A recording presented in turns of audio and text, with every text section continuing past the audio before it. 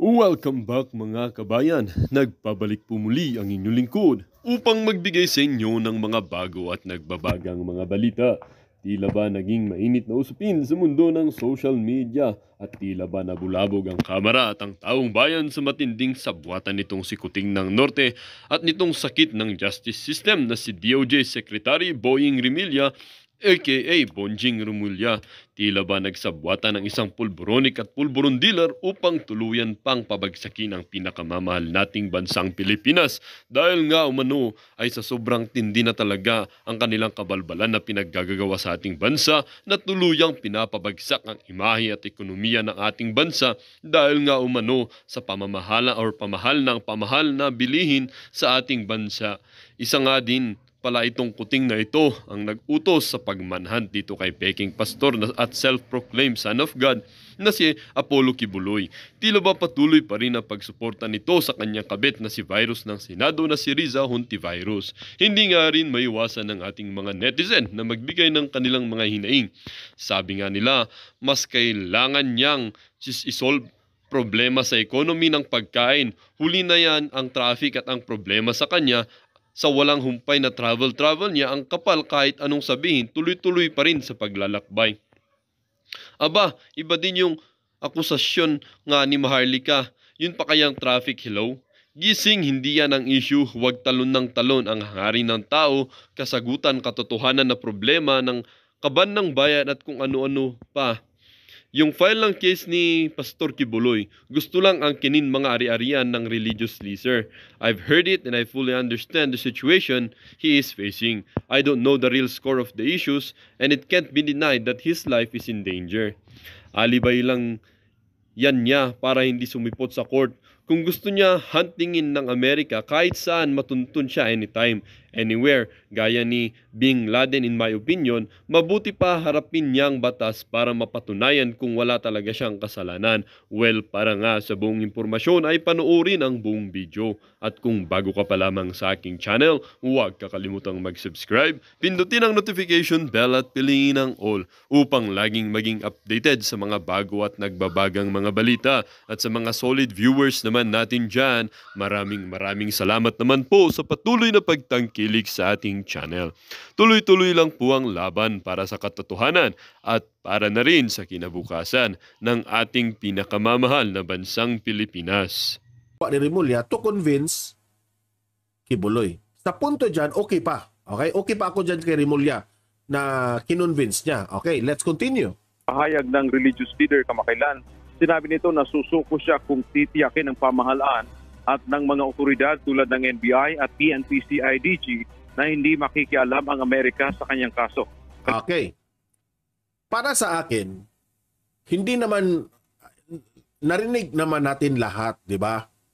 Nag-vlog tayo dyan noong isang araw. Nagsalita si Kibuloy, no? Pero wala akong narinig na yun ang kondisyon ni Kibuloy. Bakit ngayon ipinalabas ng media? O baka hindi ko lang na baka hindi ko lang narinig yung sinabi ni Kibuloy na meron siyang kondisyon, no? Kasi mahaba-haba rin yung message ni Kibuloy. Pero talaga, honestly, no? Basing on the video na ating narinig, wala akong narinig kay Kibuloy na gumawa siya ng kondisyon sa gobyerno. Di ba? Oh, sabihin niyo kung mali ako. Pero wala talaga akong narinig na, oy, gobyerno, may kondisyon ako sa inyo, magpapahuli ako kung hindi mangingialam ang Amerika. Wala akong ganong narinig kay Kibuloy. Honestly lang baka lang hindi ko narinig. Pero, ang punto ni Kibuloy, sa kanyang mensahe, nabubulol talaga ako sa Tagalog, guys. I'm sorry. Nagpaliwanag. Okay, yan na lang para safe. Nagpaliwanag si Kibuloy na bakit kailangan niyang magtago. Hindi naman siya nagtatago dahil sa gobyerno ng bansang Pilipinas. Hindi siya nagtatago dyan. Nagtatago siya, this is the way I understand, dahil involved na dito ang seguridad ng kanyang buhay. Okay? Wala siyang takot kung kunin ang kanyang buhay sa mga bansa nating Pilipino. Kung siya ay ililitis, siya ay parusahan sa under the government of the Philippines. Wala siyang problema sa Pilipinas. Ang problema niya, itong bansang Amerika na nangingialam. Okay? At hindi siya, wala na siyang trust kay PBBM kasi ito sabi niya, hindi ako sabi niya, ito raw si Presidente Bongbong Marcos at itong Amerika, sa tingin niya, merong pinag-usapan na siya ay ibigay sa Amerika, ng mga authority sa Amerika. At natatakot siya kasi hindi lang doon pwede siyang isyutay ng Amerika. Kaya siya nagtatago. Okay? Miss Butterfly, ayan yung ating moderator present. So, yun ang kanyang paliwanag sa kanyang mensahe the other day na ini-vlog natin last Saturday. Diba? Ang sa akin lang, bakit ipinilabas ngayon ng media na may kondisyon si Kibuloy? Hindi naman siya nagbibigay ng kondisyon. Pati tuloy itong si DOJ Remulla, sinabihan niya si Kibuloy na sumuko ka na lang. Okay? Hindi pa dyan nagtatapos. May sinabi pa dito ang DOJ tungkol kay Kibuloy. Liwanag na kalihim, seryoso ang mga kaso at may ebidensyang magpapatunay dito. Diyan ako medyo nawindang. Okay? Diyan ako medyo nawindang sa DOJ. Sinabi dito ng DOJ na seryoso itong kaso na ito dahil may ebidensya sila. Hindi ko alam kung anong ibig sabihin nila, kung ito ba ay ebidensya laban kay Kibuloy sa mga nag-aakusa sa kanya, sa mga biktima at sa mga testigo, o ebidensya na wala talagang kinalaman ang Amerika tungkol dito. Kasi dininay Dininay ng DOJ na hindi mangingialam ang Amerika dito sa kasong ito ni Kibuloy. Okay? Kaya nga, sabi natin dati na tama lang siguro na hindi pumunta si Kibuloy sa Senado dahil kung sa korte dyan, dapat sisipot si Kibuloy. Diba? So ngayon ako, nakapag-vlog naman ako na ini-encourage ko si Kibuloy na Kibuloy, Pastor Kibuloy, pumunta ka na lang doon sa korte. Kasi hindi na yan Senado, at least fair na ang trial doon, no? Kasi pakikinggan ka naman sa inyong boses, inyong mga papatunayan mo rin na mali yung mga sinasabi ng mga nag-aakusa sa inyo. Yung mga di umano, mga biktima at itong mga testigo. Diba? You can defend yourselves kasi meron kang mga lawyers. Diba? So sa korte ka na lang. Pero nung narinig natin ang message ni Kibuloy, biglang nagbago. Diba? Ayaw na ni Kibuloy pumunta dyan sa korte. Kasi nga, doon sa Pasay, meron pa siya doong kaso na merong nag-file sa kanya. Pero dito, available sa Mindanao, sa Davao. Diba? So, in-explain yun ni Kibuloy na delikado pa rin siya kung pumunta siya sa Pasay. No? At meron siyang explanation doon. Baka dukutin siya ng... Hindi niya alam. Baka isusyutay siya ng mga bansang Amerika. Kasi nga, wala na siyang trust sa ating gobyerno, no? Na ang gobyerno raw natin, which is ang ating presidente at ang Amerika ay kasabwat raw. That's ayon kay Kibuloy, no? Hindi ako kagaya nila ni Mike Abe at ni Coach Jarrett na kaagad kong husgahan si Kibuloy na gawa-gawa lang yun ni Kibuloy. Sinungaling yan si Kibuloy. Hindi ako, I'm not there to judge. I'm not the judge. Nag-a-analyze lang ako. Okay? Kasi tayo, yan nga ang aking laging sinasabi dito sa sa aking mga vlogs, no? Ang tao, kung merong kaso, kung ikaw ay kinasuhan ng serious, makrimen mo yan o anong kaso na yan, merong right, no? Ito ha, I will explain this in the simplest term na level lang natin na hindi abogado, okay? Merong right ang isang tao kahit gaano kalaki ang kanyang kasalanan, ha? Merong right na i-defend ang kanyang sarili. Okay?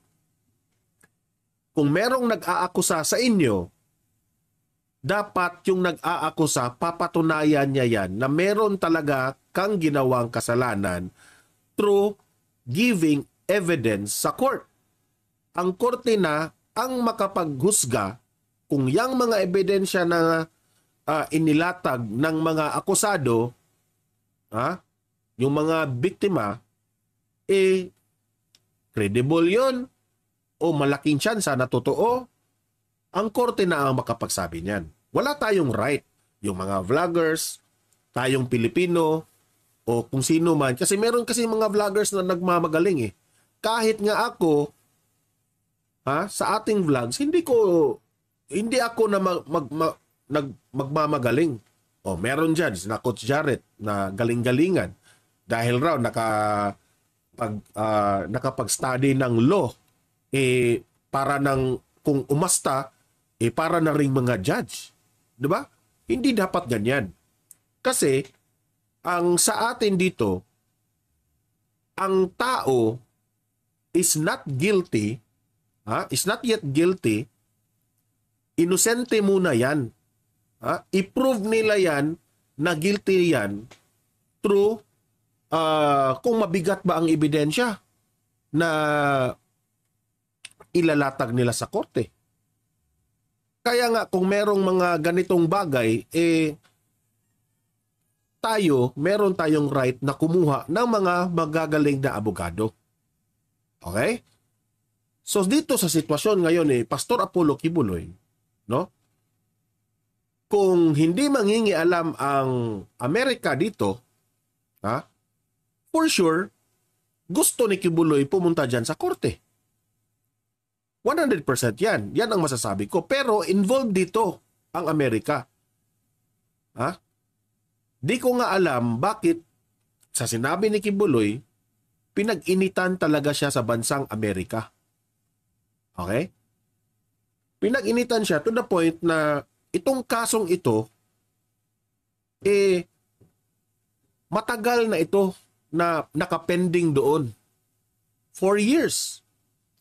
Laging nakapending. At na-dismiss raw. Yan ang sabi ng mga sinapanelo, na-dismiss ito. Sa analysis ko, baka wala silang mailatag na mabigat na ebidensya, kaya ito na-dismiss. Kasi sumipot naman si Kibuloy, pero na-postpone itong kasong ito. Nagtataka lang si Kibuloy bakit itong kasong ito na-transfer ito sa Pilipinas. Okay? Na-transfer ito sa Pilipinas. Di ko rin maintindihan si Kibuloy bakit nasabi niya na noong pumunta si Presidente Bongbong Marcos sa Amerika, pagbalik niya dito sa Pilipinas, nagbago na lahat. Pinag-inita na si Kibuloy. That's the way I understand it. Pinag-inita na siya. Ako rin, hindi ko rin maiintindihan si PBBM bakit kahit man lang suporta laban kay Kibuloy, wala. Wala talaga siyang suporta kay Kibuloy. Ang laki pa naman ang naitulong ni Pastor Apollo Kibuloy kay PBBM. Di ba? So, ngayon sa media, nasabi nila na ito si Pastor Apollo Kibuloy ay may condition. Hindi naman, para sa akin I might be correct, I might be wrong, pero para sa akin, hindi naman yun kondisyon. Sinabi lang ni Pastor Apollo Kibuloy ang kanyang sitwasyon. Natatakot siya sa seguridad ng kanyang buhay. Dapat raw niya ipagtanggol ang kanyang sarili sa mga dayuhan.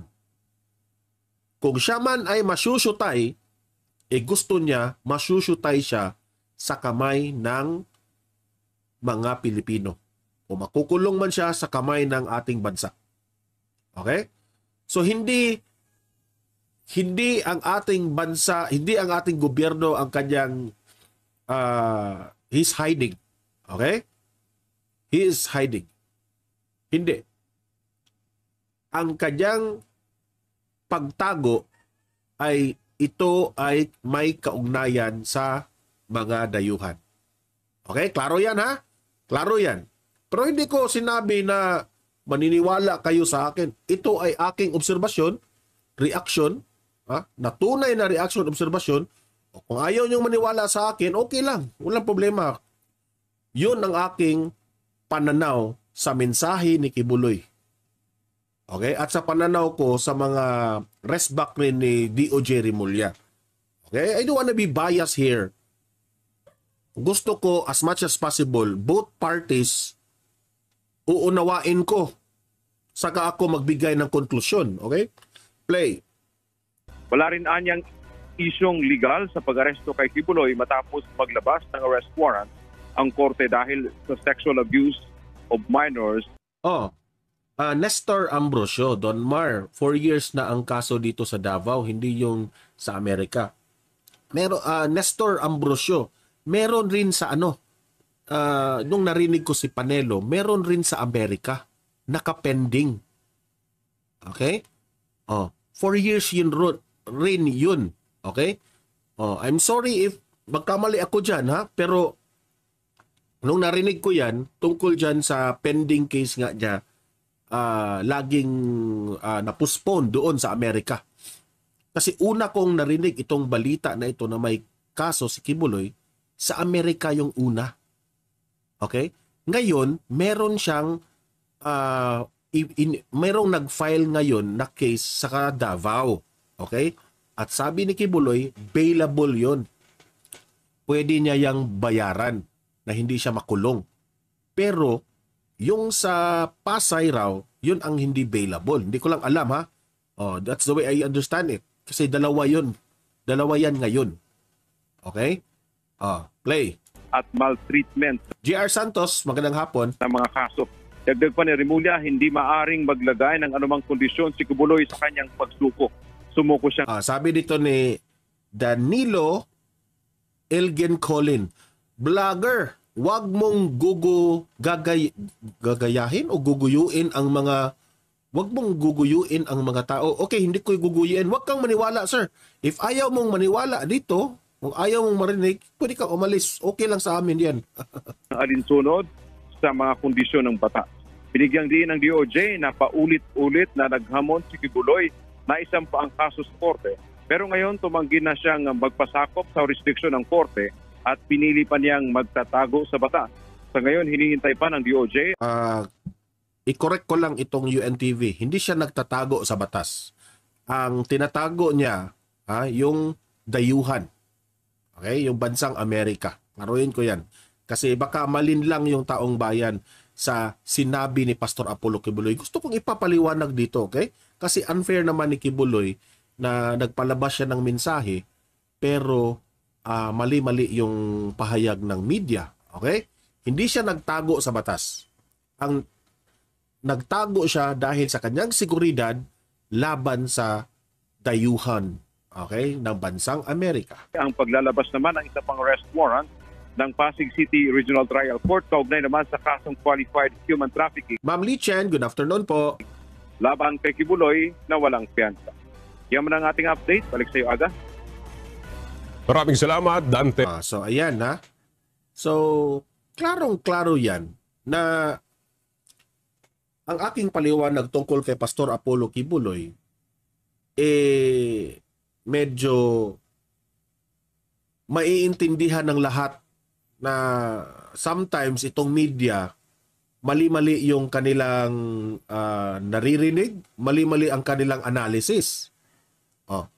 Baka sabihin nyo ako yung mali. You go back to the message of Kibuloy. Nagtatago siya dahil sa mga dayuhan, involved ang Amerika. Okay? Dahil doon. Pero kung sa akin, sa tingin ko, kung hindi lang involved itong Amerika, hindi lang nangingialam, walang problema. Pupunta si Kibuloy dyan sa korte. Okay? So, yun. So, ngayon, dahil nga dyan, nagbigay raw ng... Ito, kasi dito tayo medyo... medyo pumapalag dito sa si Kibuloy raw, nagbibigay ng kondisyon. Which is, hindi naman kondisyon. Oh, ito, Kibuloy pa rin. Oh, tingnan nyo. Play. Sa opisyal na pahayag ng religious leader na si Apollo Kibuloy, iginiit nito na may 2 milyong dolyar o mahigit 100 milyong piso na ang patong sa kanyang ulo. Dagdag pa nito, doon pang 2022 ay nagkasundo na ang pamahalaan ng Pilipinas sa pamamagitan ni Pangulong Ferdinand Marcos Jr. at United States Government na ibibigay siya sa Amerika. Nagkasabuatan na ang rehimeng Marcos at ang mga puting yan na naririto na hawak na ang liig ng ating bansa. Yan po ang endgame nila at ito rin ang endgame ko. Kung ang endgame nila, bawi. So, yun ang opinion ni Kibuloy. Kasabwat si PBBM at itong bansang Amerika. Di yan galing sa akin ha, galing yan sa kanya. Okay? Nasa inyo na yan, mga audience ko dito kung maniniwala kayo ko'y Kibuloy o hindi. Okay? Nasa inyo na yan. Iyan ako ng buhay sa kanilang kamay. Hindi ako papayag. Ito anya ang endgame o katapusan ng lahat ng nangyayari sa kanya ngayon. Nanindigan din ito na para madali daw siyang mapapasakamay ng Estados Unidos ay hindi na extradition kundi rendition ang gagawin sa kanya. 2 bansa ang nagkasabwat. Sabi dito ni Vicente Jr. Tiaga, ang UNTV, Sir Mar, bias din yan mag-report. Okay. Sir Vicente, klaruhin ko yan ha. The way ko nakita ang UNTV doon, hindi naman sila bias, no? Sa tingin ko lang ha, let me have my analysis. I-respeto ko yung paniniwala mo, Sir Vicente. Pero sa akin, hindi naging bias yung UNTV doon. Siguro, hindi lang nila naiintindihan yung ibig sabihin ni Kibuloy. Okay? Yun ang paningin ko. Okay? Bansang puti at bansang Pilipino ang nagsabuatan. Sabi ni Ma'am Lichen, 709 viewers. Thanks po. Ayan, maraming salamat Ma'am Lichen. Para ko'y damputin at ang endgame ay extraordinary rendition which may be kidnapping and which may be assassination. At ako ay very inclined ako na assassination talaga ang mangyayari. Kaya naman nagbigay ng kondisyon ang KOJC leader na hindi dapat makikialam ang Amerika sa kanyang kaso at susuko siya sa mga otoridad. Kung ako'y huhulihin ninyo, hindi ninyo ko mahuhuli ng buhay maliban kung ibigay ninyo ang garantiyang hinihiling ko sa inyo. Sasabihin kong muli, simple mga kasong ito. Kahit sa Amerika, simpleng mga kaso kasi puro kasinungalingan. Ayon naman kay dating Senador Laila de Lima, ang kondisyon ni Kibuloy ay delusyon. Bakit naman itong si De Lima nangingialam na rin? De Lima, wag ka na mangialam. Bakit biglang sumulpot si De Lima? Wala, hindi ka naman part sa gobyerno ngayon. Bakit ka na nangingialam? Bakit dapat sa'yo na nanahimik na lang? Kasi nakalabas ka na. Ha, De Lima? Pwede, mananahimik ka na lang. Huwag ka nang magpa-involve. Grabe naman itong si De Lima. Yun lamang na nangangailangan ng sagot mula sa Administrasyong Marcos. Dahil kung hindi anya ay lumalabas na wala itong tapang upang dalhin sa hustisya ang Duterte allies. Dagdag pa ng dating mambabatas, dapat iparating ng pamahalaan kay Kibuloy na walang fugitive o nagtatago sa batas na maaring magpataw ng mga kondisyon sa mga otoridad. Dante Amento, UNTV. May alam pa itong si De Lima Maganda na sana yung balita Biglang nagdilima. Dilima, alam mo, ikaw ngayon ay nasa kalagayan na medyo peaceful ka na. Peaceful na hinihintay mo na lang yung last na desisyon ng case mo. Saka tuluyan ka ng malaya, di ba? wag ka nang mag-involve ng ano. Kung ako nga sa'yo yung advice ko sa'yo, wag ka nang mag-involve sa politiko. Wag ka nang mag-involve sa politika. Wala na. Hindi ka namin rin mananalo next election. Ako pa sa iyo, no? Manalangin ka sa Diyos, magpasalamat ka sa Diyos, na of all the things that happened to you, still binigyan ka ng tsansa ng Panginoon na maging matiwasa yung mental health mo. Di ba? So, pasalamat ka na lang. Huwag ka nang mangialam sa mga issues ngayon sa Pilipinas. Just keep quiet. Okay? Keep quiet kasi baka madadagdagan yung problema mo dyan. Sir Vicente, hindi ka kailangan mag-sorry, sir. I respect your opinion. Pwede ka rin magkatotoo sa mga analysis mo. Okay? It's okay. It's okay. No need to sorry, Sir Vicente. No problem. So, ito nga, si Pastor Apollo Kibuloy, okay? Itong nangyari sa kanya ngayon, ito lang yung masasabi ko. Ito yung conclusion ko, ha. Gusto ng Republika ng Pilipinas, ang gobyernong ito ngayon natin, na harapin ni Pastor Apollo Kibuloy itong kasong ito na inakusa ng mga biktima, di ba? Ngayon, PBBM, ang ating presidente, sana naman, ikaw, you will speak up. Kasi, sa itong sitwasyon na ito, baka titiklop na naman ang bibig mo dito. Hindi ka na naman magsasalita dito. Hindi ganyan, sir. This is a serious issue. Kibuloy is kakampi ito ng mga Duterte. And Duterte at ikaw, medyo hindi maganda ngayon ang inyong relasyon. Diba? But sad to say, Mr. PBBM, itong mga Duterte, malaki pa rin ang trust rating ng mga Pilipino. At kaibigan ito ni Kibuloy. Ngayon, bakit kailangan mong magsalita laban dito sa mga sinasabi ni Kibuloy? Kasi seryoso itong mga akusasyon ni Kibuloy laban kay PBBM. Na ikaw raw, Mr. President Bongbong Marcos. Ikaw, yes, you, Mr. President. Ikaw ang tinutukoy ni Kibuloy na kasabwat ka raw sa bansang Amerika dito sa pagdakip ni na gustong ibigay itong si Kibuloy sa mga dayuhan. You have to speak out, Mr. President. Hindi pwedeng titiklop ka lang. Issue ito, national issue ito. Involved dito ang mamamayang Pilipino na naniniwala kay Kibuloy at ni former President Duterte. So you should speak up. Kung sa tingin mo, Mr. President Bongbong Marcos, nagsisinungaling itong si Pastor Apollo Kibuloy, magsalita ka. Di ba? Magsalita ka, Mr. President. O baka bababa na naman yung rating mo dyan. Hindi ka magsasalita dito. Okay? So, ako rin, dito kay Pastor Apollo Kibuloy, nasaan ang ebidensya mo, Pastor Apollo Kibuloy?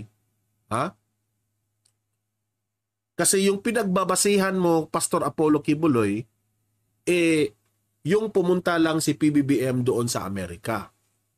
Sino ba ang nakapagsabi sa inyo po na meron silang masamang intensyon itong bansang Amerika together with PBBM? Yan ang gusto nating malaman. Kasi kahit sumusuporta kami sa inyo, Pastor Apollo Kibuloy, dahil ako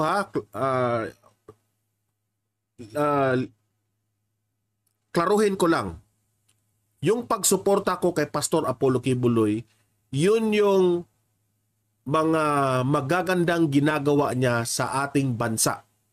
Okay? Sumusuporta ako kay Kibuloy dahil ipinaglaban niya ang laban sa kalaban ng gobyerno. Okay? Believe tayo dyan. Maraming natutulungan ng mga Pilipino mga taong bayan itong si Pastor Apollo Kibuloy kahit hindi siya part sa ating government officials. Okay? Hindi siya part, pero kusang loob na tumutulong. Okay? Doon tayo sumuporta kay Kibuloy. Pero dito, sa kasong ito, ako fair ako ditong as much as possible, fair akong magbigay ng pananaw. Ngayon, yung mga akusasyon mo laban kay PBBM, na si PBBM ay kasabwat sa Amerika, yun ay dapat mong papatunayan, Pastor Apollo Kibuloy. Okay? Ako, neutral ako dyan. At kaya nga, hinahamon ko si Presidente Bongbong Marcos na you have to speak out also. If you want Pastor Apollo Kibuloy to cooperate the authorities here in the Philippines, you must assure Pastor Apollo Kibuloy na walang kinalaman ang Amerika dito. Lalaki sa lalaki na usapan. Kumbaga, gentleman's agreement. O, ayan ha. Nabanggit ko na naman ang gentleman's agreement. Dapat ikaw, Mr. President Bongbong Marcos, magpakita ka kay Kibuloy. Mag-agree kayo. O sabihin mo ba in public na I assure you, Pastor Kibuloy, hindi mangingialam ang Amerika dito sa kaso mo. Kaya sumulpot ka na, magpakita ka na, akong bahala sa inyo. Hindi mangingialam ang Amerika. O sabihin mo yan, para hindi mahihirapan itong si DOJ Rimulya para i-convince itong si Kibuloy na harapin itong kasong ito. Kasi para sa akin, itong si Pastor Apollo Kibuloy, naniniwala siya na itong mga akusasyon ng mga testigo at mga biktima puros kasinungalingan. Okay? Naniniwala siya. So, yun na lang ang pwede mong itulong, Mr. President Bongbong Marcos. Lalaki sa lalaki, sabihin mo in public na i-assure mo kay Kibuloy na hindi mangingialam ang Amerika dito. You have the power to do that, Mr. President. Okay? If gusto nyong humarap si Kibuloy sa kasong ito. Okay? So, yun lang po ang aking reaksyon dyan. Okay? Sa sinabi ni Kibuloy na kasabwat si PBBM, doon, wala ako dyan. Neutral ako dyan. Hindi ako makapag-judge kay Kibuloy dyan. Hindi rin ako makapag-judge kay PBBM dyan kung totoo man yan o hindi. Kay Kibuloy na yan. Okay? Pero support ako, 100 support ako sa mga ginagawa ni Kibuloy laban sa taong bayan. Okay? Na tinulungan niya ang taong bayan dito sa mga kalaban ng gobyerno, doon ako 100% para sa akin. Pero doon, kung ako ay parang kagaya nila Jared at ni Mike Abe na hinuhusgahan na kaagad itong si Kibuloy, ayun ang mali. Yun ang mali. Hindi tayo dapat ganyan. Okay, medyo sarado na talaga ang isip natin dyan. Okay? So ngayon, punta tayo dito sa last nating topic. Na ito raw si Presidente Bongbong Marcos, inilatag ang ilan sa mga nakitang solusyon sa mabigat na trapiko sa Metro Manila. So meron ng solusyon si PBBM ayon sa kanyang last vlog. Okay? Kasi vlogger naman yung ating presidente. Sa kanyang YouTube channel, inilatag na niya ang solusyon ng trapiko ng Pilipinas. Wow, that's a good idea, Mr. President. That's a good vision, Mr. President. Okay. Tingnan natin. Okay, hindi muna tayo manghuhusga ha, na hindi ito matutuloy. Matutuloy ba ito? Panuorin muna natin ang kanyang sinabi sa balita na ito. Okay, play. President Bongbong Marcos, pasok. Sa kanyang vlog, inilatag ni Pangulong Ferdinand Marcos Jr. ang ilan sa mga nakikitang solusyon ng pamahalaan sa nararanasang mabigat na daloy ng trapiko sa Metro Manila. Oh, grabe naman talaga yung traffic, di ba? Noon pa ito. Ayon kay Pangulong Marcos, ongoing. Pero sa panahon ni former President Duterte, medyo nabawasan ito dahil maraming ginawang skyway. I'm proud to say that, ha? Maraming nagawang skyway si former President Duterte. Na ang konstruksyon ng mga malalaking proyekto na nakapagpapabuti sa sistema ng transportasyon. O yan ang sabi ko sa inyo, Mr. President. Yung kay former President Duterte, ito na naman kasi, Mr. President,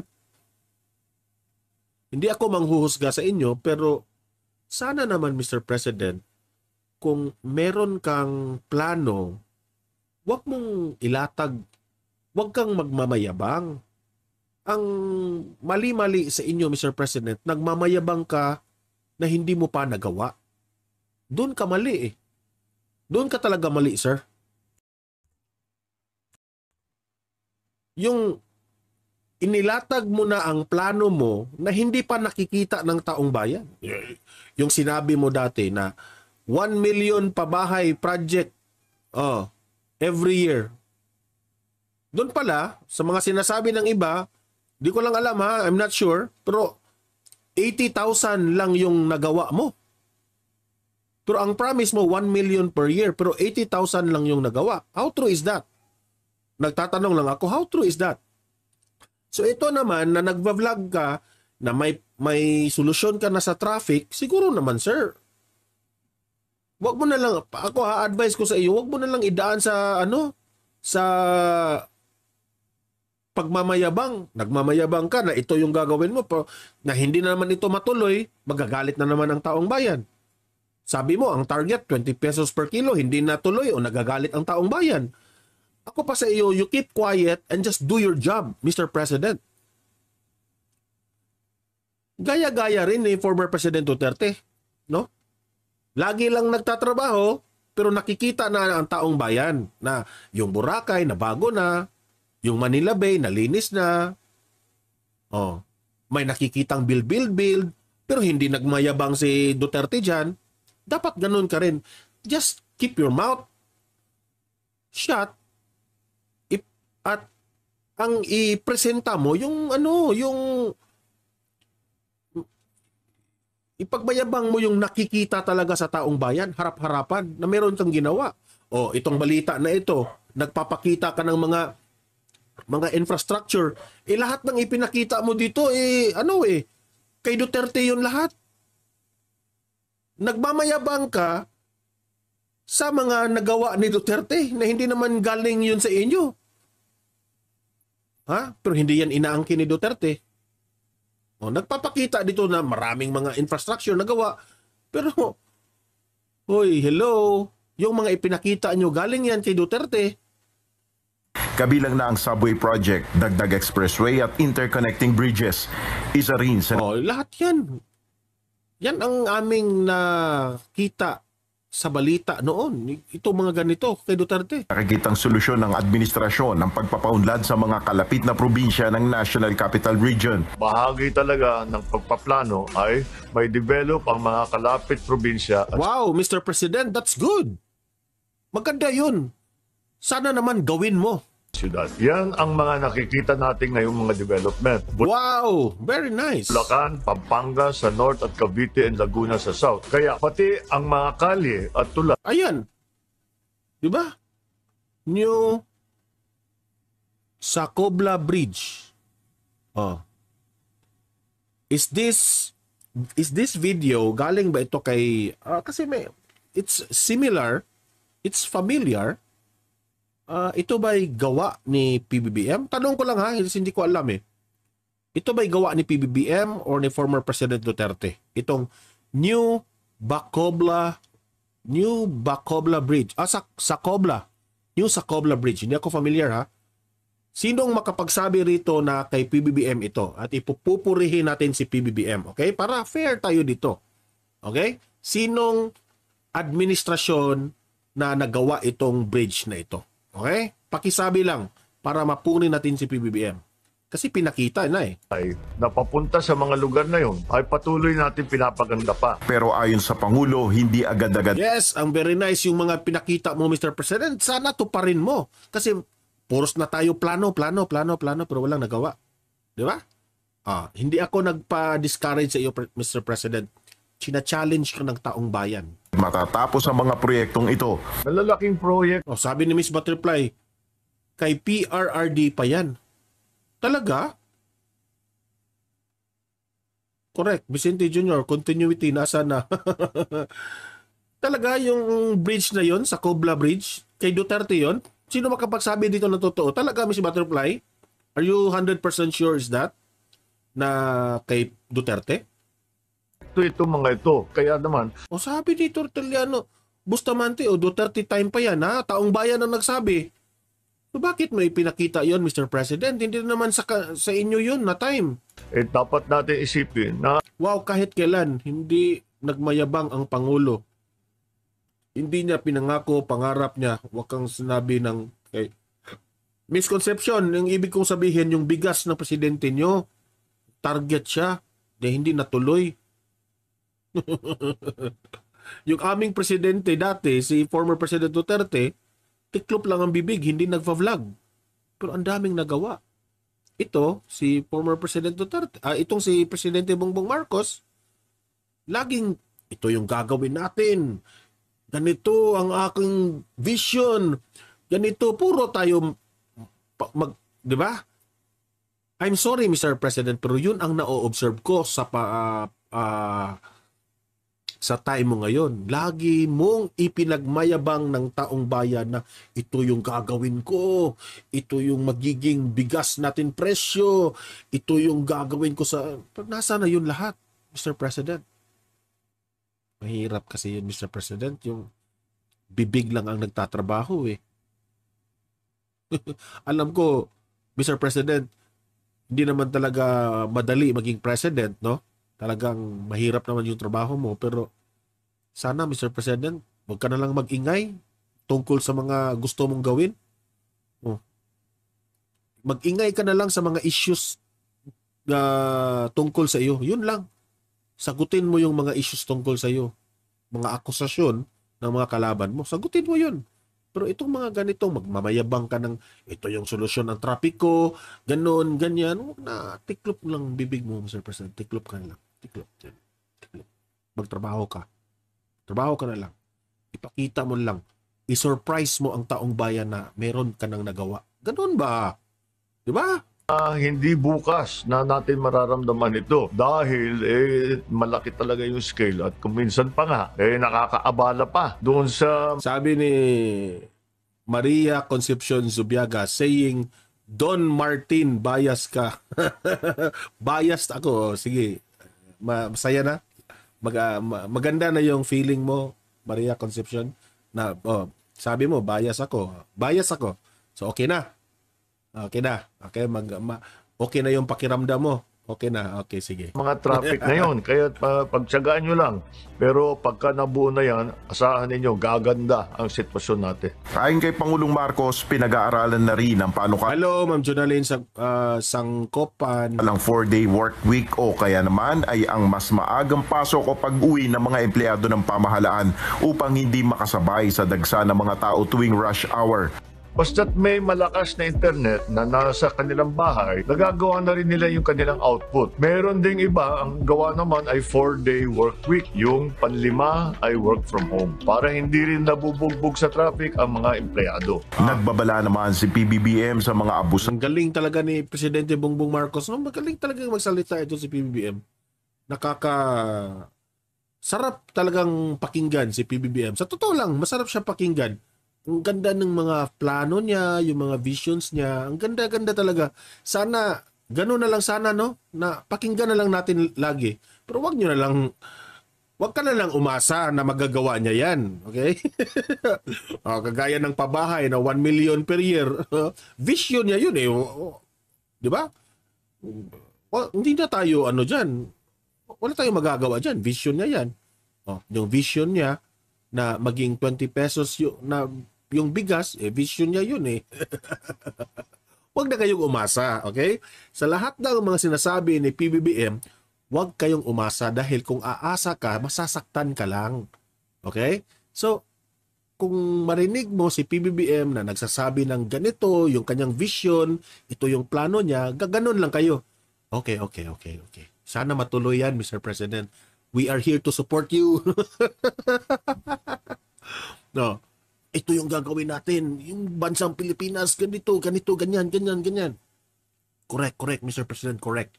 Good job, Mr. President. Sana matuloy yan lahat. Ganun lang, di ba? Wala tayong magawa kasi kung umaasa tayo, magagalit na naman tayo sa kanya. So, ganyan na lang. Sabi ni Presidente Bongbong, solusyon ng trapiko. Yes, Mr. President, that's good. That's a very nice idea. Pero hope matuloy yun lahat. I hope and we support that, Mr. President. Sana matuloy yan. Hindi kami aasa kasi masasaktan lang kami. Kaya kayo,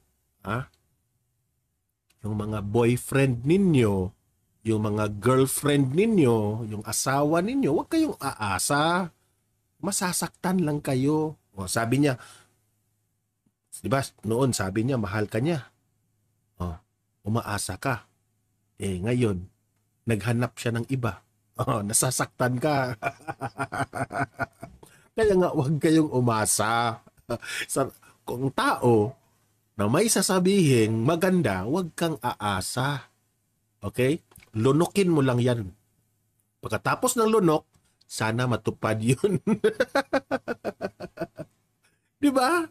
Tadong kawani at opisyal ng gobyerno na hindi sumusunod sa batas trapiko. Ito naman si Iniroso del Rosario, basta magaling magsalita, kadalasan scammer. Well, dito nga nagtatapos ang bidyong ito. Kayo naman po ang aking tatanungin mga kabayan. Ano naman po ang inyong mga reaksyon sa balitang ito? Ang ating comment section ay bukas para sa inyong mga samot-saming reaksyon at komento. Lagi niyo pong tatandaan na bilang isang mamamayan ng bansang Pilipinas at bilang isang butante at bilang isang matapat na mamamayan na nagbabayad ng buwis dito sa bansang ito ay kailangan din natin magsalita at mag-react. Huwag kakalimutan, do not let your thoughts left unspoken. As citizen of this country, your thoughts matters. Muli po, kung bago ka pa lamang sa aking channel, huwag kakalimutang mag-subscribe at pindutin ang notification bell upang laging maging updated sa mga bago at nagbabagang mga balita. Huwag din kakalimutang mag-iwan ng like at i-share ang bidyong ito upang ang inyong pamilya, kaibigan at kakilala ay maging aware din sila sa kung anong nangyayari sa ating pinakamamahal na bansang Pilipinas.